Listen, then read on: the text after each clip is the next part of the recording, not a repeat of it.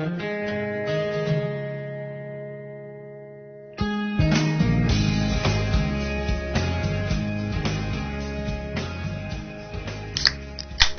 morning, everyone, and welcome to another episode of Bina and Brady with a beer in a bathtub. I'm Bina. I'm Brady. And we're here for part 2 of ringers. Last time we talked a little bit about what a ringer is and pointed out some in sports movies, but we didn't feel like that was enough.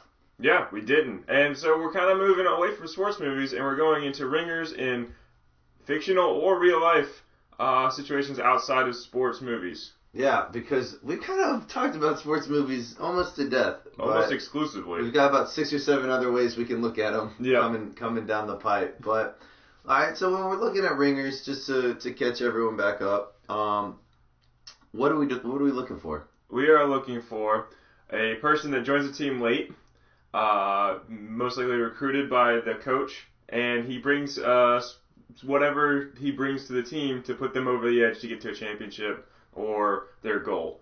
He's usually multi-talented or just the best on the court, field, situation, but that doesn't have to be the case. It doesn't have to be the case. You can also be a specialist. You bring that one special skill that the team was lacking, like the shot with Fulton. Yeah, Fulton, our favorite ringer. So let's take a look at some. Don't say that. We don't know who our favorite ringer is. I know who my favorite ringer is. Okay. I shouldn't speak for you. You're right. We speak with one voice though in this podcast, but with 2 voices. So let's kick it off real quick. We start with the Harry Potter franchise. Is there a ringer in Harry Potter? Yeah, there is, absolutely. You know it's not Harry Potter because he's the worst. He's not very good. He kind of whines and whatever. He whines so much. He has no magic ability. He's lucky and has the right team around him. He's very good at shooting a Patronus.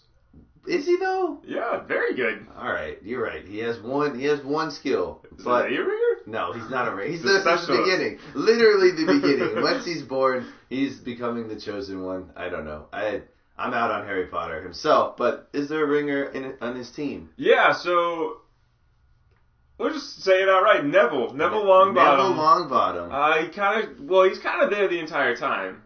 So in the first book, but he doesn't really become a part of their team until the 5th book. Dumbledore's Army? Dumbledore's Army. Okay. And then in the 7th book, he really puts them over the edge by killing Nagini. He does. I forgot that snake's name. He kills Nagini. He comes up. But is that a ringer or is it more like a redemption story? Because, well, actually, so even look at the first one. He gets 10 points for Gryffindor for standing up to his friends and doing the exact opposite Dumbledore gave like 150 million points to the other 3 for doing. But he said that standing up to your friends is more important. I don't know. That was inconsistent. Well, he only gave him 10 points, so I don't know. It seems like Dumbledore just wanted Gryffindor to win. Yeah, that's exactly what happened. And it's that door-to-door combo, Gryffindor and Dumbledore. Yeah. So Neville stands up to them, and they what? They like freeze him, right? They petrify him. Full body bind, yeah. Full body bind, and he gets 10 points for Gryffindor. He comes out of nowhere for the team, even though he's against the team. Yeah, why didn't Dumbledore just give Harry one more point? Just literally. Just so Neville didn't have to even be in there. Yeah. Well, it's because Neville is the ringer. Yeah, They needed Neville. Yep. Also, that point system's wildly arbitrary. Yeah. Imagine if your grades were given out that way. They kind of were in that movie. Yeah, that's what I'm saying. I'm glad. Everyone talks about the American education system. Something's going wrong in the magic world too. I think we are a little bit better than that. I think we should adopt that system. It would be just chaos. We don't use computers. We don't use well, yeah, you can use computers. Just we wear robes all the time. There's all this ceremony. I guess that's graduation. All right, maybe it's not that different. Alright, so Neville Longbottom, he is a ringer. Yeah, I think he is a ringer because they don't kill Nagini without him. He doesn't pull the sword out of Gryffindor's hat again. So they wouldn't be able to kill. Out of the sorting hat? Yeah. Yeah. Alright. Neville Longbottom, a ringer. Continuing through the fictional world, one of our favorites, Pokemon. Pokemon. Who's the ringer in Pokemon? Well, it definitely is Charizard. There's really only 37 other ringers in that series. 37? Probably 2. We couldn't even come up with 2. We focused on Charizard. Why Charizard? Why is he a ringer? Well, alright, so Ash gets Charmander. If you know the story, he picks him off a rock in the middle of nowhere that he's been in the rain. In the rain, he's been abandoned by Damien, yeah, who's so cool. He is really cool. Because of that accent, it is hard to place. Is it Australian? I think it's Australian, but it's Charmander, return. It's very whiny Australian. Whiny Australian. Okay, Damien, the whiny Australian, leaves the Charmander in the woods in the rain. And he makes fun of him at a Pokemon Center. He's like, he's probably still there looking for me. Maybe he's dead. What a weakling. So Charmander's story is also kind of a redemption story. Mm-hmm. But so he evolves into Charmeleon, and it's very evident right away he hates Ash. Yeah, well, puberty's hard. Puberty is tough, yeah. You become very angsty. I don't know. I just tell by what I've heard. I'm still waiting for it. So Charmeleon becomes kind of hard to deal with. Yeah. And I think it's just because Charmeleon sees through Ash's bullshit while no other Pokemon does. Yeah, because Ash, kind of like Harry Potter, pretty useless and whines a lot. Pretty whiny, yeah, but thinks he's the best. That's something that no one ever was. Yeah, better than no one ever was. Which is unfounded, but he just believes it. Yeah. Which you kind of have to give props to. I guess, to live in that sort of naivety. Yeah, well, I mean, we all love Kanye for it, right? I think everyone's on the same page with Kanye. We're a big fan. Oh, I love Kanye. All right. I actually like Kanye. No, I mean, musically, but as a dude, I don't know. I don't know. He walked into the Chappelle show and said, Because I'm dope. Because I'm dope. Because my life is dope, and I do dope shit. So Charmeleon doesn't see Ash as worth listening to. You gotta earn it in Charmeleon's eyes. Yeah. And then he evolves into Charizard after he, for whatever reason, battled. I don't know why he was battling because he hated Ash. I think he just yawned and then he evolved. Yeah, so he's like, I'm tired of this body. Kind of, that's what happened. So his attitude never really changes, Charizard. No, he gets more and more cocky. Yeah. He really doesn't listen to Ash at all. Not even a little bit. But, well, go ahead. I was just going to say, because he wasn't at the right level? Yeah, he didn't have right badges. Oh, the badge in the level didn't match up. Yeah. Mm-hmm. I think Charizard was at like level 90 and... No way Ash ever got a Pokemon to level 90. I think Charizard did it himself. You're right. But Charizard Charizard was lazy. He didn't need anything. Until he went to the Dragon training facility for Charizards. Man, that is a prestigious prep school right there. The Dragon Training Center for Charizards. So Charizard, how's he a ringer though? So Ash brought him in. He was having trouble with Blaine. There was no way he was going to beat Blaine, the 7th gym leader on Cinnabar Island. And he brings Charizard in because he's also a fire type, and that doesn't make sense at all, Ash. No. Well, Ash is the worst. We've already known this. Why didn't he throw Squirtle out there? Why didn't he train Squirtle better? To develop into a Blastoise. Yeah. That would have made that gym so much easier. Yeah. But so instead he tries to throw out Charizard because and then Charizard comes in and he thinks, oh, these are really strong fire types. I'm a really strong fire type, so I'm gonna now listen to Ash. Is that what happened? Doesn't he take a nap? He does it. He takes a nap halfway through, and then he wakes up, and then he's like, "All right, these guys are actually worth it." Okay. What changes his mind? Do you remember? I think Blaine was taunting him. Yeah, Charizard, you can't poke a bear. You just want it. He's been taunted his whole life, going back to the Charmander stage. I just brought Damien back. He had flashbacks and PTSD. Yeah, he was not happy about it. So, and then he ends up winning the match, and they gets the badge. Right. Therefore, I don't know. That's not what happens. Happens? The gym catches on fire. Ash puts it out and gets a badge. Does Ash ever actually beat someone? No, actually, that's one of the 2 gym leaders he actually beats. Okay, so just for the record, Ash Ketchum, 8 badges, 2 of which he earned, but also only 1 of which because he didn't really do anything with Charizard. Charizard did that himself. Yeah, and you could argue Brock. He beat Brock. On a technicality. But he actually won because of skill. Not skill. He won because... Gamesmanship is what it was. Yeah. He won it because of actually battling. Well, he set fire to a sprinkler system, and he weakened Pokemon with water he didn't have. Yeah. So... that probably is against the rules. I would imagine... Alright, so can we go through... I'm not going to remember all of them, so you're going to have to help me out. But okay. Let's go through. So, it's a quick tangent. Yeah. Ash wins Brock's badge. I don't know all the names. Brock. Brock's badge by technicality. He wins the system. Cascade badge because he battles the fourth sister, the child. Yeah, Misty, and he could have won, so he won. He won, but her three sisters are all better than her, and they run that gym. Right, He played the B team. They had no interest in fighting. They weren't even there. They were singing, I think. They were doing. They were there. They were there. All they right. told Misty they told Ash, if you want to win this badge, you have to battle Misty. All right, so and he battles the B team and loses, but he loses because he refuses to use Thundershock, and they say afterwards, if he had used Thundershock, he would have won. So he won because he could have won. Well, I don't see that being a bad thing because in chess, you when you're checkmated, you just give up. You just knock your queen down or king down. Well, so you're saying Misty should have knocked? She called it. She didn't call it. Who called it? Her sisters called it. Misty was mad about it. All right. Well, Misty was going through her own thing. I don't know. She just wanted her bike back. All right. So Lieutenant Surge. He beats Lieutenant Surge with agility. Well, with his love of Pikachu, yeah. he never evolves it because he didn't know what would come out on the other side. Yeah. He didn't know it, but that was what was coming down the pipe with Charizard. So that's the number 2. All right, so he did win that one. The fourth one, Erica. The he gym steals a Bulbasaur and he saves the Pokemon from Team Rocket and gets a badge. Bulbasaur's a completely different episode. No, he gets Bulbasaur from Erica, man. No, he does not. It's like a hidden forest. It's not Erica. It's like Bulbasaur. No. Bulbasaur is in charge of all of these misbegotten Pokemon. Yeah, so that's under not Erica's. It's not Erica. It's not Erica. I guarantee you. I guarantee you it's not. Okay.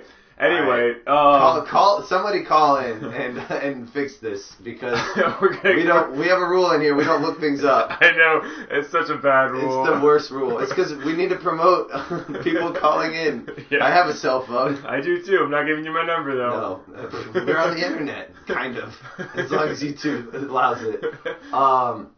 So that one he physically sets that gym on fire, and then that one does go up. He has something with arson.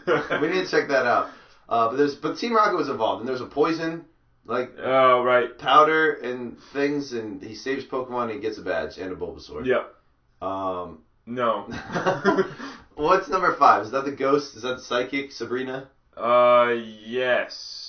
Because Blaine is 7, so that one. Koga's 6. Yeah. So the 5 is Sabrina. Yeah. So basically, Haunter comes in and does his mind tricks, and then he leaves Haunter there, right? Do I remember that right? So what happens is he recruits Haunter from Lavender. Is Haunter a ringer? Ooh. But not really. But kind of. We'll get to that. All right. So he brings in Haunter. He's like, hey, he kind of wants him to be the ringer. And he's like, hey, come help me because I need a ghost Pokemon. Who knows the deep, dark history of Sabrina, right? Doesn't he, bring out her whole backstory and, talk to her like a person? No. That definitely happened. How are you not remembering this? We have all 76 episodes on disc right outside. So what happens is he calls up Hunter and he's like, hey, I need a ghost Pokemon. Would you fight with me to go fight the psychic gym leader? Which makes no sense, but we'll get to that. We won't get to that. Why do you keep promising we're going to get to things that we're never going to get to? So he brings Haunter over, and he goes in the gym and said, hey, meet me there, which was his first mistake. And then when he gets there, Haunter never shows up. And so they get he tries to leave and said, hey, we'll come back. And Sabrina traps Misty and Brock in that dollhouse with her psychic powers. I recall that. And then he has to go, he gets transported out by Sabrina's dad. Who was Haunter? No. Are we sure that's not true? I'm positive. I'm gonna have to look at that again. And so he tells the entire backstory. If he is Haunter, which he's not, then yes, Haunter told the backstory. Speaking of dads, hold on. Dads is an important thing with Pokemon. So Brock's dad is the worst. Yeah, he's very bad. He leaves his kids. But doesn't actually leave them because he's still chilling in the same town. Yeah, he never left. It's just literally just. Yeah, Brock, you got this. I'm going to go do other things. Yeah, and just stays there. He's a delegator. Yeah. But close enough to tell Ash the backstory. Not the trait you want in a dad. Yeah, I don't get that at all. But I'm sorry. Continue. I don't know where we were. Oh, Hunter, he goes in. Hunter, his dad. He recruits Hunter, brings back, makes Sabrina laugh. It's not Ash's own Pokemon. Sabrina laughs and then just says that, here's your badge. Oh yeah, you're right. He does make her laugh. Because he's a goofball. Yeah. Does he keep Hunter? Or does Hunter No, stay with her? Hunter might stay with her. I don't know. Or just go back to Laboratory. I think he's a ringer. Yeah, he probably is a ringer. Which ties into this episode that we that's why this tangent happened. And then the 7th one is Blaine, right? And the 8th one is Giovanni. Yeah. And 6 is Koga, and Team Rocket attacks Koga, and so he saves Koga's Pokemon. Which one's Koga? The fighting? Yeah, the ninja. The ninja. That's a ninja name, Koga. Mm-hmm. Alright. Does he actually win that? No, he gets... I don't know. Ash, no, Harry Potter, he never fights. All about luck. So here's what that teaches us. Let's bring that back to life lessons from Harry Potter and Pokemon real quick. Everything that you should be focusing on that you think is going to bring you success is exactly what you shouldn't care about and you shouldn't focus on. Yeah. So that the students out there that think that they're going to be getting good grades and have success, those two things are not correlated. You need to find enough people to surround yourself that are actually good at things, and then get extremely lucky all the time. Yeah. That's how you're successful in life. And take care of other people. Don't be Team Rocket. Oh man, Team Rocket. Although Team Rocket's arguably good at his job, but we're not gonna. That's another podcast. All right, is Team Rocket good at their job? I don't know. All right, I didn't say Team Rocket, just Giovanni. Well, he's a mob boss. Mob bosses are good at their job. That doesn't make them good. We'll get into that. All right. Down the road, maybe in like a week or 2 or 3. All right, let's bring it back to ringers. Yeah, we've got after some that more, 10-minute tangent. We've got some more down the pipe. The Avengers, a great team already, but still kind of a lovable band of misfits. Yeah, absolutely. They don't come together that well until, spoilers, this one's actually kind of recent. Agent Coulson dies. That was 2011, 12. That's plenty of years. Okay, anyway. The statute of limitations on spoilers is like 6 months nowadays. Oh, is it? Okay. Yeah. I don't know the etiquette for spoilers. We just made it up, and we've established it on this podcast. You're welcome, America. Alright, so we'll stop saying spoilers. Yeah, unless it happened within 6 months. Yeah. Or whenever we Which we will not do. Okay. We'll edit that out. The Hulk is a ringer. Yes. That's what our board says, so I have to believe it. I'm not exactly sure why it's up there, but alright. So the Hulk doesn't really want to be a part of the team, which is kind of a staple of a ringer, because Fulton doesn't really want to be a part of the team because he can't skate. And the Hulk can't control his anger. Yeah, which is like skating. Pretty much a metaphor. Yeah. So the Hulk comes in, and he's obviously the strongest person on this team. With Thor. So Thor and the Hulk are the most irreplaceable. Yeah. Also, kind of not the leaders, which is kind of weird. That's not that weird. The talent is rarely ever also the leader. Tom Brady. Is Tom Brady the leader? Bill Belichick's the leader. Is Bill Belichick also not talent? I think he's talent. Well, it's different. It's a talent for leading. Okay. So it's a different skill set. We're getting way too off topic on this episode. So the Hulk and Thor are irreplaceable. So why is Hulk the ringer and not Thor? Because Thor comes in willingly. He does. And does he? I don't know. I get lost in the Marvel universe. I don't even know how he got on that team. Nick Fury saw his ability to save the world and said, "Hey, you should be on this team of people that can save the world." He's like, "Yes." That's the audition. Is if you've saved the world one time. That's why Hawkeye is still there. Yeah. Despite him being the most replaceable. Yeah, the lack of talent. Although in the second one... he has a safe house, so that's important. The second one. So we open the Avengers with the Black Widow finding the Hulk, right? Yes, in a camp somewhere in third world country. Doing medicine things. Yeah, doing medicine things, because he's a doctor. He's a doctor. I think he's a doctor and not medical doctor, though. But he's a smart dude. Yeah. Who knows things. Yeah, absolutely. And so he's just this nice, he's like the opposite kind of scientist as Tony Stark. He's just like, don't worry about me, it's all about the research, like whatever. Mm-hmm. But he comes in, and does he bring them over the top? I would say so. They're not winning that final battle without him. That's true. He's the only one that can really do things with those giant worm flying monster things. Yeah. And he does them awesomely. Yeah, that is a great scene. Is that one of the best battle scenes of all time? It might be. It looks like it's straight out of a comic book without trying to look like it's straight out of a comic book. Like the original Hulk. Yeah. Which we should talk about and then immediately forget. Which just happened. Yeah, that's exactly. All right, Ben Zobrist. Yeah. Wait, no, we still have fictional things to talk about. Oh, okay, sorry. Spoilers alert. We're gonna cut that entire thing out. We're gonna cut a lot of this. Yeah. No, we're not. So you have to talk about this because I am the least Dragon Ball Z fan in the world. All right, so Trunks. For those Dragon Ball Z fans, which are few and far between. There's a lot of them. I know, there's too many of them. So Trunks, at the end of the Namek saga, they get back to Earth, and Frieza's coming for him. I hate all of this. Go through this real quick then. Frieza is coming for all of us. Yeah, and so he's coming to destroy the Earth, and Goku's not back in time, so they don't have anybody that can take care of Frieza. Isn't Trunks just Goku? Like, younger? No. Alright, keep going.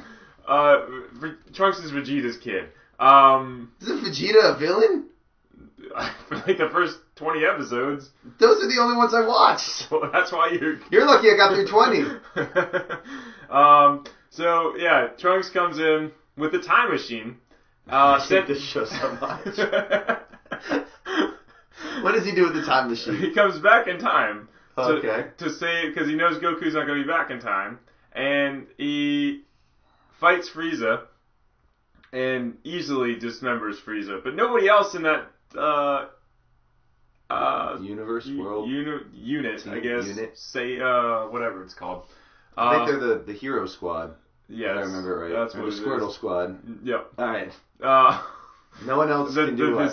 Z Warriors, I think. Oh, the Z Warriors. What is that? I don't know. All right, so he battles Frieza, and he's the only one in this Z Warrior unit that could have. They would all died. The Earth would have been destroyed or whatever. And then he comes and gives Goku the heart virus medicine, so he doesn't die. And he warns them about the androids. So like the phone operating system? Yeah, he just tells them about androids and... I've seen the future! And then he leaves. Where does he go? Back to his own time. And his time is improved? Do we ever see him in his own own time? No, it's an alternate universe, or alternate timeline theory. I hate this show so much. Can we just watch Back to the Future? I feel like that was such a better timeline. I don't know. I think this one actually makes sense. Ugh. Back to the Future doesn't make sense. It makes a little bit of sense. It goes into 2015. Oh, I'm not gonna make a joke that was already made. What? All right, I'm done. We're done. Do you have more? That's it. Is he a ringer? Yes. Okay. All right. Dragon Ball Z. Done with the fictional universe. Yeah, let's move to the real world. Man, where do we even want to start? Let's go to what we know. We know a little bit about sports. Let's talk about your team first. Okay. Your favorite. Is it your favorite team? Your favorite squad of all time? Absolutely my favorite team of all time. Who is it? Year and team. It's the Patriots. Yeah, well, yeah, we know that. And what year? 2007/8. 2007/8. Something happened during that year. Something happened. Records were broken, and then subsequently broken by Peyton Manning, unfortunately. Oh, he's the best. We love Peyton Manning on this podcast. No, we don't. But he loves Papa John's. So, that Patriots team was already pretty good in 2006 and 2007. So 2006, 2007. Pretty good then. They have Tom Brady. They have a good defense. They're doing pretty well, but they don't win the Super Bowl. So they have to go out and find something that puts them over the top, and that's something. Didn't they lose to Mark Sanchez? Yeah. No, that was later on. All right. That was 2009. Okay. That was 2009, 2010. Yeah. 2007. So 2007, they go out and find this guy that puts them over the edge. Everybody should know his name, Randy Moss. Randy Moss. Arguably the best receiver to ever play the game. Which people, I don't know why you would argue that. It's absolutely the case. Yeah, I think so too. That dude is the best. He is a freak. Yeah. He was the first freak. The first freak. Javon Curse? Alright, I guess it's Randy Moss. Alright, so Randy Moss puts this already pretty solid offense way over the top. Yeah. Best offense in NFL history. Yep, by a long shot. And it's not even close.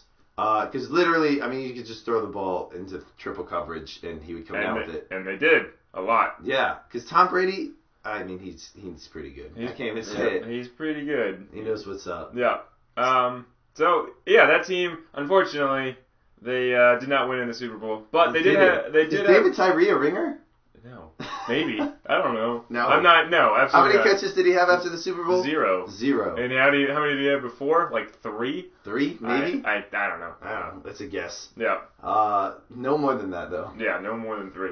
All right, so he's a ringer. Yeah, brings him over the top and gets him an undefeated season. All right, let's talk about my team right now, who is playing in the World Series for the second time in a row. Yes. I never thought I'd see it one time in my life. We're talking about the Kansas City Royals, and we're talking about a mid-season trade this year for a guy named Ben Zobrist. Ben Zobrist, every time I turn on the television, that dude's getting on base. I've never even seen it. Somehow he's batting like 280. It's not even that good, but literally every time I'm looking at the screen, which is not that often, he is on base. He's making moves. He's making things happen. The dude is a contact player, and he plays every position, which shouldn't be forgotten. They brought him in to replace Alex Gordon in left field while he was hurt. But he can play second base. He can play in the infield, in the outfield. He can do it all. He's an absolute ringer. And he brought him over the top. They were struggling a little bit mid-season. He brought them back to where they needed to be. And hopefully he can put them over the top again. But as everyone knows, the Royals are a constant source of disappointment. And As with most Kansas City franchises. Oh, we are the worst. So I don't have my hopes up for it. But I'm also excited. And that starts tonight. Not when this airs. Yeah. I have no idea. Actually, yeah. It starts very soon. Yeah, one of these times you have already probably seen him, but keep your eye out because he's an absolute ringer. All right, moving away from sports, let's look at a show that we both love, Parks and Recreation. Yeah, Parks and Recreation. So that show starts off pretty slow in season 1. Season 1, 6 episodes. 6 episodes? Only 6. And it centers around a pit that people fall into. Oh, that is right. So I fell into the pier. That's all I got. All right. And critics did not receive this show very well. Somehow it survived for a second season, though. Somehow. It got picked up and was still moving slow. Mark Brandanowitz couldn't carry the shoulders. Yeah, and I think carry it on the shoulders. They did kind of had to do with the star power of Amy Poehler. Amy Poehler is the best, but we hadn't realized it yet. And so they needed somebody to bring them over the top. And that somebody was a duo. It was a team, a tag team effort. Mm-hmm. The world's first 2-person ringer, and that's Adam Scott and Rob Lowe. Yeah. They come in and they provide a totally different dynamic to the show. You've got Adam Scott playing the constant buzzkill nerd accountant that is love a perfect interest too. Yeah, well, eventually, and the perfect foil to Rob Lowe's unquenching desire to please. He just wants to be loved and to have everybody happy. And the two of them come in and they turn that show around. And it does turn around. It's very, very good. I recommend it highly. And it's one of the best shows that never stagnated. It always kept trying to change itself, even though it never really fully changed itself. Like the joke, the humor, the styling was the same, but they kept it fresh, which is a hard thing to do in the television world. Modern Family's struggling with that right now. Because it's the same thing. They are stale as anything else. So, Adam Scott and Rob Lowe, great pair of ringers. Yep. Saved a good show. Yeah, but moving into the movie world, let's talk about Batman as a franchise. Yeah. Something we don't really even know. This that might much even about. be better than the first duo ever. We kind of have a trio. A trio. Three names that could potentially be the ringer for this franchise. For the Batman franchise is what we're talking about. But that Batman franchise, why is this a ringer? Why are they saving the franchise? Who are they? Let's. Oh, okay, we're gonna reveal. We'll reveal that. So we've got Christopher Nolan, Christian Bale, and Heath Ledger. The threesome. So let's start from the beginning of what I know. And we're not talking about the comic books at all because I don't know anything about them. In the 60s, Batman was a joke. It was corny. It was full of terrible puns and bad production value. And Adam West, I think, right? Yeah, Adam West, I think so. And he was carrying bombs over his head on piers. And they had the pow sound. The pow, pow, kablam. Yep. Yeah. So, it was kind of a joke, kind of what you laugh at, right? And not ironically, really. Yeah, he literally has been parodied 400 million times since then. And then it didn't really get any better. In the 90s, they brought in Tim Burton and laser tag aesthetic. You got like 16 different Batmen in that. Batman? not Batmans. 16 different Batman. Yeah, they had George Clooney. They had Michael Keaton. Right. Was Tim Burton in charge of both of those? He was in charge of 2 of the 4 Okay. movies, but I don't know. I don't remember which one. And also, I could be making that up. Batman Forever. Whichever the worst ones were. Yeah. He was involved. Yeah. Unfortunately, so it still never really became a thing. Like I said, it looked like a laser tag arena. Was that the one with Arnold Schwarzenegger? That one sucked. That was forever. Okay. Yeah. And Batman and Robin was also terrible. Yeah. And Batman was okay. I think that one was okay. With Jack Nicholson as the Joker. Yeah, that one was pretty good because of Jack Nicholson. Right. I mean, he's usually pretty good. That was Michael Keaton, though. That was Keaton. Yeah. Okay. Yeah. All right. Yeah. So, but it's still like not really that popular, as my recollection, being born like 3 years later. Yeah, it's not very popular. Although maybe the older generation likes it, but not our generation. Yeah, and so the franchise is struggling in the movie world is what I'm getting at until Christian Bale and Christopher Nolan pick it up and create Batman Begins. Mm-hmm. Batman Begins, a good movie, above average. People love that movie, but when it came out, no one was talking about Nobody it. knew about it. They didn't want to see a Batman movie. All of them suck. Yeah, until Heath Ledger joined the team. Mm-hmm. Heath Ledger put him over the top. Yeah, that definitely put him over the top. That a phenomenal performance all the way around. Really, really sticks with you. It might be the best performance of any movie of all time. You heard it here on 207 Hyperbole Avenue. The greatest performance in any movie of any time from Heath Ledger, and I don't disagree. It's hard to. Yeah, so Heath Ledger, he puts him over the top. But he needed Christopher Nolan and Christian Bale to keep put that the franchise. Batman franchise over the top. Yeah, and I mean retroactively, Batman Begins became a great movie once people realized what the franchise could look like. Yeah. So they did a lot with that one. And then, I mean, let's look at the music industry. I mean, who would you go to if your album sales weren't doing too good? Who's a doctor you would go see? It's Dr. Dre. Dr. Dre, an absolute ringer to a lot of people. I'm not going to list them because I don't know who they are. There's a few. Yeah. Who does he bring to the top? Who does he set over the edge? Tupac, but unfortunately. Yeah. Yeah. Unfortunately, what? I have no idea what you were going for. Well, he died. Oh, all right. Well, that was Dr. Dre's fault. No, I'm not saying that. I'm just saying he didn't make it to the top because he got cut short. Got cut. I mean, he was kind of at the top. Okay. Anyway, so Dr. Dre does Tupac. Snoop. Yeah, Snoop. Snoop comes to the Death Row Records, right? Yes. I don't know. I'm talking about something I don't really know here. Yeah, exactly. We watched Straight Outta Compton, so now we think we know things about hip hop. Yeah, and he brings Ice Cube out of the woodwork and Eazy-E. Yeah, that's how I interpreted it. And Eminem. So we're not even talking about Eminem. I was concerned that you weren't going to even mention him. Yeah. But yeah, so we know hip hop. We know music. We're hip. Dr. Cool. Dre is a guy that does things. And he transformed. I mean, the headphone industry was really struggling, I think. It was. If Beats by Dre commercials are to teach me anything. So yeah.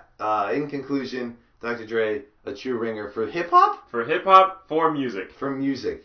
Music was struggling before 1987. Yeah, it really was. So that is all that we have as far as Ringers Part 2 is concerned. And we made it in 30 minutes or so. 30 minutes or so. Yeah, exactly. So we did go over the 30-minute time limit, so this podcast is free. So that is everything that we have to talk about. If you think that we left anyone out, if you don't agree with some of our opinions here, we would love to hear from you. You can reach us in our email, which is bnbwbnb@gmail.com, or on our Twitter, which is bnbwbnb. And other than that, I mean, if you're listening to this, you probably know us. You can write us a letter and throw it at our desk. Yep. And we hope to hear from you soon. Signing off from another episode of Bina and Brady with a beer in a bathtub. I'm Bina. I'm Brady. And remember, call your mom.